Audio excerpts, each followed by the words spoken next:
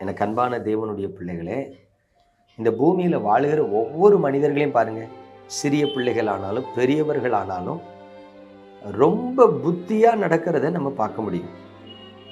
ஒரு காலத்தில் பெரியவர்களுக்கு மட்டும்தான் ஞானம் இருக்கிறது என்று நாம் அறிந்திருந்தோம். ஆனால் இந்த காலத்தில் பாருங்க, பெரியவர்களுக்கு எட்டாத ஞானம், அறிவு, புத்தி எல்லாம் சிறு பிள்ளைகள்கிட்ட இருக்கிறத நம்ம பார்க்குறோம். ஆச்சரியமா இருக்கும்ல, இந்த வயசுல உள்ள ஞானமா, இந்த வயசுல உள்ள புத்தியா நடக்கிறாங்களா அப்படின்னு அவர்களை பார்க்கும் பொழுது நமக்கு சந்தோஷமும் ஆச்சரியமா இருக்கும். ஆனா வேதம் ஒன்றை சொல்லுகிறது, கவனித்து பாருங்க.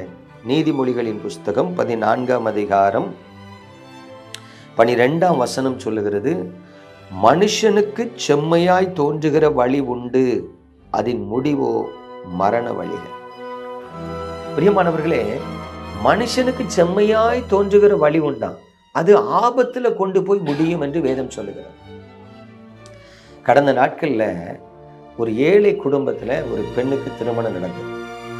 அந்த குடும்பத்தார் கிறிஸ்தவர்கள். அவர்கள் தேவனை அறியாத புறஜாதியில் உள்ள ஒரு பையனுக்கு தங்கள் பெண்ணை திருமணம் செய்து கொடுத்தார். திருமணம் செய்யும் பொழுது அந்த மணமகன் என்ன சொன்னார் அப்படின்னா, ஏம்மா நீ ஆலயத்துக்கு போகலாம், அதை நான் தடுக்க மாட்டேன், நான் ஏன் சாமியை கும்பிடுறேன், அதை நீ தடுக்காத அப்படின்னு சொன்னார். ஆனால் திருமணம் முடிந்து குடும்ப வாழ்க்கையில் பிரவேசித்த உடனே பாருங்க, மெல்ல கணவன் சொல்கிறார், நீ பொட்டு வச்சா நல்லா இருக்குங்க. ஓகே, பொட்டு வைக்கிற தப்பு இல்லை, கணவருக்காக வச்சுட்டேன்.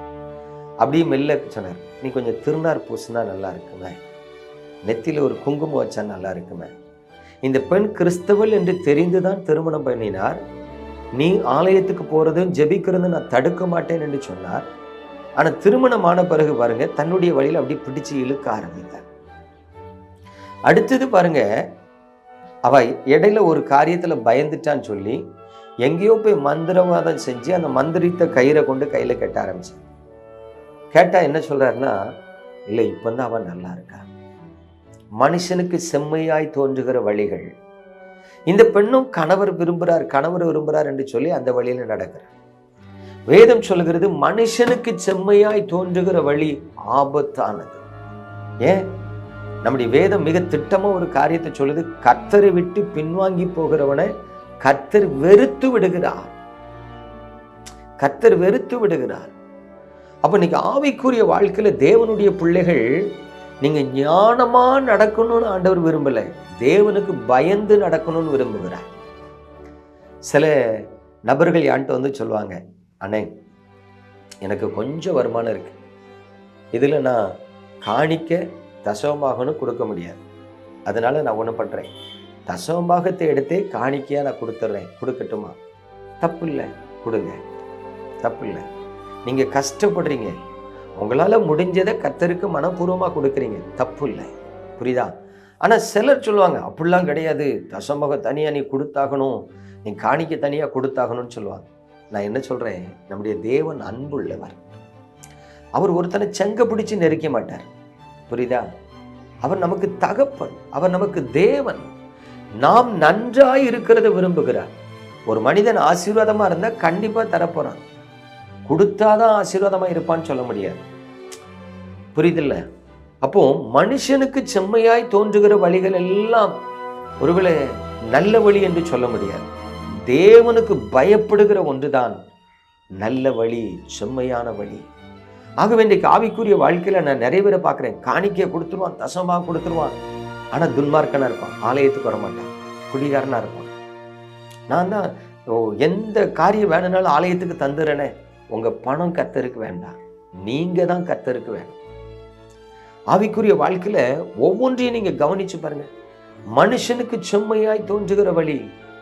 சிலர் சொல்லுவாங்க, எனக்கு நைட் டியூட்டி பிரதர், அதனால நான் காலையில சர்வீஸ் வர முடியாது, ஈவினிங் சர்வீஸ் வருவேன். தப்பு இல்லை, தப்பு இல்லை. ஆனா அதே நேரத்தில் நான் நைட் டியூட்டி போயிட்டு வந்தேன், எனக்கு ஈவினிங் சர்ச்சில் காலையில் சர்வீஸ் மட்டும்தான் உண்டு, ஈவினிங் சர்வீஸ் கிடையாதுன்னா கண்டிப்பாக காலையில் சர்வீஸ் நீ அட்டன் பண்ணணும். ஏன்னா சபை கூடி வருதலை விட்டு விடாதன்னு வசனம் சொல்லுது. அப்போ நல்ல கவனிங்க, ஆண்டவருக்கு என் இருந்தே தெரியும், நான் ஆலயத்துக்கு வரலன்னு என்ன வீட்டில் உட்காந்து ஜோம் பண்ணுவேன் சொல்ல முடியாது, சொல்லக்கூடாது. வாரத்தில் ஒரு நாள் கண்டிப்பாக ஆலயத்தை ஆராதிக்கிறதுக்கு போகணும். ஏதாவது ஒரு காலகட்டத்தில் தவிர்க்க முடியல, நீங்கள் வராமல் இருக்கிறது தப்பு இல்லை. அப்போ இன்றைக்கு உங்களுக்கு செவ்வையாய் தோன்றுகிற பாதையில் நடக்கக்கூடாது. தேவனுக்கு பிரியமான வழியில் நடக்கும். தேவனுக்கு பிரியமான வழியில் நடக்கிறீர்களா என்பதை கவனிச்சு பாருங்க. நம்ம ஜெபிப்போமா? எங்கள் அன்பின் பரலோக தகப்பனை, பரிசுத்தமான இந்த நல்ல காலை வேளையில உம்மை நன்றியோடு ஸ்தோத்தரிக்கிறோம், உம்மை நன்றியோடு துதிக்கிறோம். உமது பலத்த கரத்தில் எங்களை தாழ்த்துவோம். இந்த நாளிலும் அநேக தேவ பிள்ளைகள் தேவனுக்கு பயப்படுகிறதை விட தங்கள் பார்வைக்கு நலமான வழியில் நடக்கிறார்கள். ஆண்டவரே, இவர்கள் மனம் திரும்ப குணப்பட உதவி செய். தங்களுக்கு செம்மையாய் தோன்றுகிற வழியில் நடக்காதபடி நீர் அவர்களை காத்துக்கொள்ளும்.